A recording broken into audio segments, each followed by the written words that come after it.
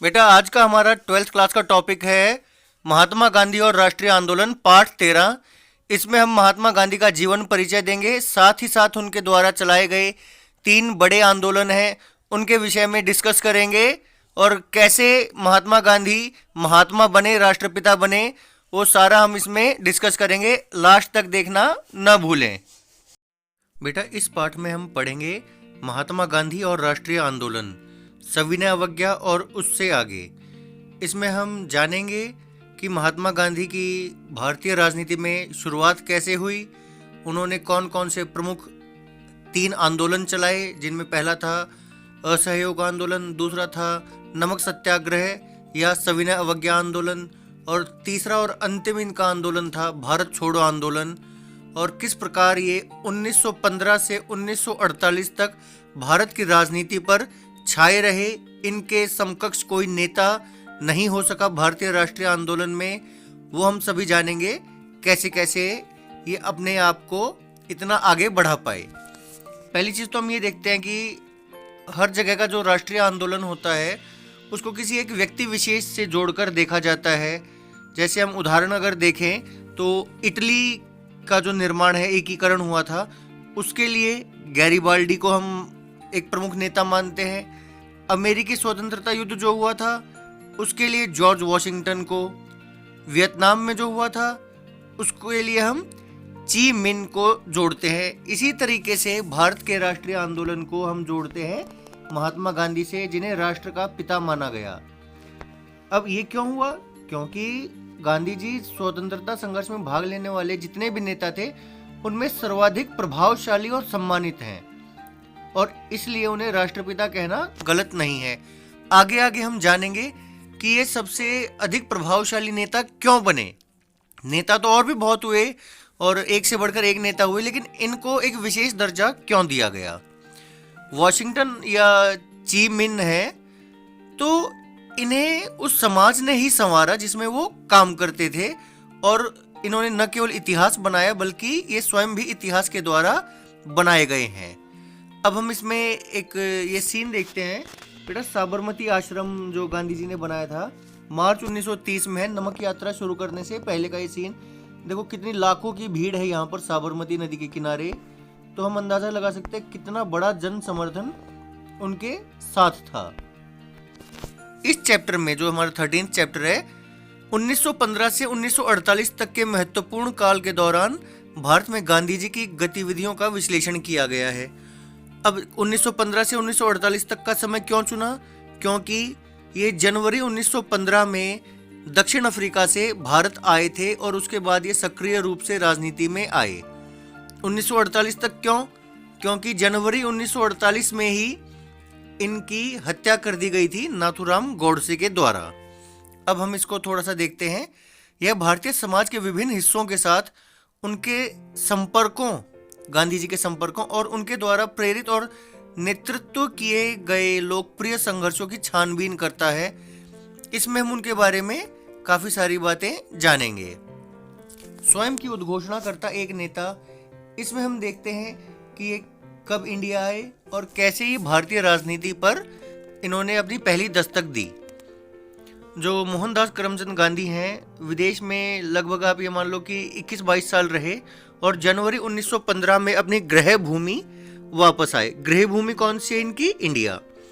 और जो पिछले 2 दशक थे उसमें से ज़्यादातर टाइम इन्होंने दक्षिण अफ्रीका में बिताया। वहाँ पर किसी मुकदमे के सिलसिले में ये गए थे एक वकील के रूप में, और उसके बाद वहाँ का जो भारतीय समुदाय था वहाँ के नेता बन गए। वहाँ पर भी रंग भेद नीति थी, बहुत पक्षपात होता था, तो इस वजह से इन्होंने वहाँ पे संघर्ष करना आरंभ किया। अब एक इम्पॉर्टेंट नाम है चंद्रन देवनेसन। इन्होंने टिप्पणी की है कि दक्षिण अफ्रीका ने ही गांधी जी को महात्मा बनाया। अब ये यहाँ पे क्या कहना चाह रहे हैं कि ये दक्षिण अफ्रीका में रहते रहते ही इतने पॉपुलर हो गए थे कि इंडिया में जब ये आए तो उससे पहले ही ये काफ़ी लोकप्रिय नेता माने जा चुके थे। और दक्षिण अफ्रीका में इन्होंने सत्याग्रह के रूप में जानी गई अहिंसात्मक विरोध को अपनी विशिष्ट तकनीक का इस्तेमाल किया, अपनी टेक्निक का। सत्याग्रह क्या होता है बेटा? अनशन करके बैठ जाओ, ना आप गलत बोलो, ना हिंसा करो, बस बैठे रहो, अपनी बात पर अड़े रहो। इसे नाम दिया गया था सत्याग्रह। और इसके द्वारा उन्होंने अलग अलग धर्मों के बीच में आपसी भाईचारा बढ़ाने का प्रयास किया। जाति जो जातिगत भेदभाव था उसको कम करने की कोशिश की। महिलाओं के प्रति भेदभाव वाले व्यवहार को भी चेतावनी दी। 1915 में जब महात्मा गांधी आए तो उस वक्त भारत 1893 से अलग था। 1893 हमने नाम क्यों लिया? क्योंकि इस समय गांधी जी दक्षिण अफ्रीका गए थे और फिर वो लगभग 22 साल तक वहीं पर ही रहे। हालांकि तब भी भारत अंग्रेजों के अधीन था, अब भी भारत अंग्रेजों के अधीन था 1915 में भी। लेकिन फर्क क्या था? राजनीतिक दृष्टि से अब भारत काफी सक्रिय हो गया था। ज्यादातर जगह पर जो इंडियन नेशनल कांग्रेस है या भारतीय राष्ट्रीय कांग्रेस है, इसकी शाखाएं स्थापित हो चुकी थी। और 1905 से 7 के स्वदेशी आंदोलन के माध्यम से इसने व्यापक रूप से अपना सिक्का जमा लिया था कांग्रेस ने। 1905 से 7 के बीच में बेटा स्वदेशी आंदोलन चलाया गया था, जिसमें विदेशी वस्तुओं का बहिष्कार किया गया था और स्वदेशी वस्तुओं को अपनाया गया था।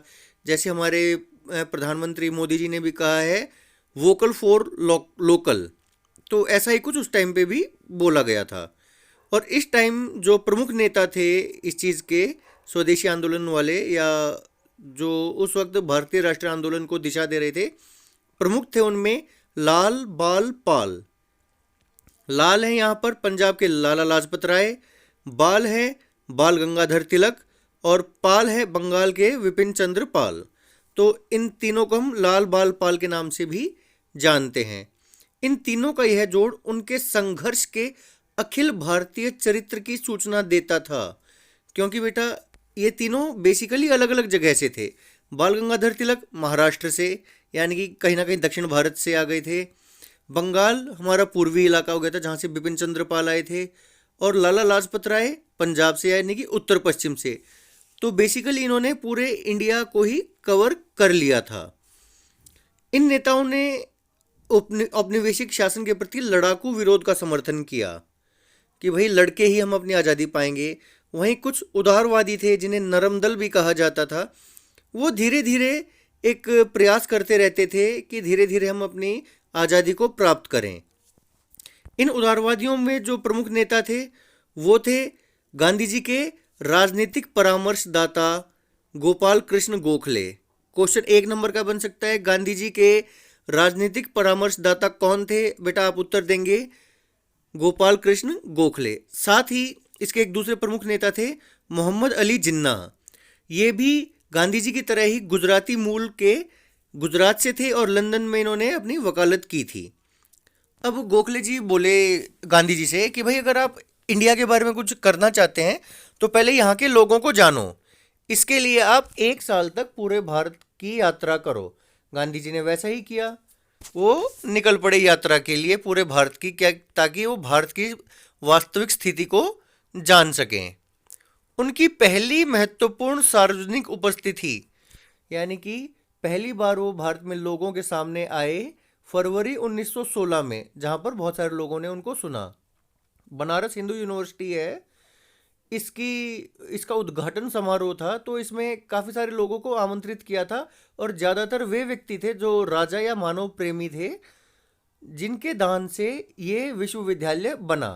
और इस समारोह में एनी बेसेंट जैसी कांग्रेस के दिग्गज नेता भी शामिल थे। इन सब लोगों की तुलना में गांधी जी को उस वक्त इतने ज़्यादा लोग नहीं जानते थे और उनको जो बुलाया गया वो इंडिया में किए गए कामों की वजह से नहीं, बल्कि कहाँ किए गए कामों की वजह से बुलाया गया, दक्षिण अफ्रीका में।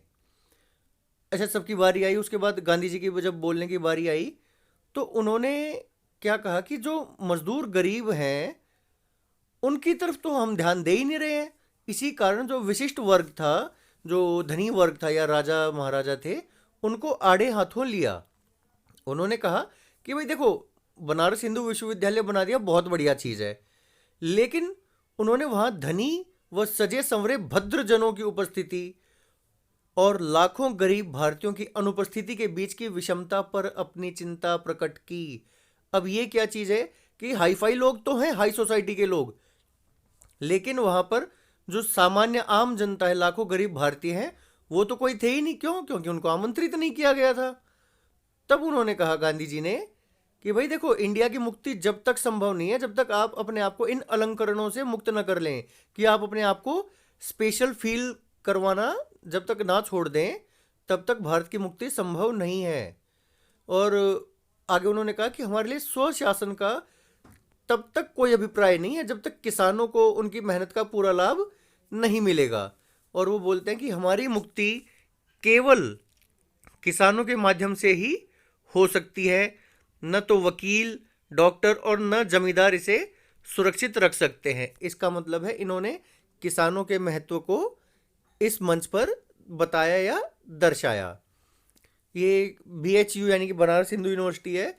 इसकी स्थापना एक उत्सव का अवसर था, क्योंकि यह भारतीय धन और भारतीयों की मेहनत से संभव एक राष्ट्रवादी विश्वविद्यालय की स्थापना का द्योतक था। इसमें ना तो अंग्रेजों के पैसे लगे थे, ना उनकी कोई कोशिश थी। इंडियंस ने अपने पैसों से ही ये यूनिवर्सिटी बनाई थी बेटा, जो उस वक्त एक बहुत बहुत बड़ी चीज़ थी। लेकिन गांधी जी ने क्या किया कि बाकी लोगों की तरह नहीं कि भाई बधाई हो टाइप में कर दिया। उन्होंने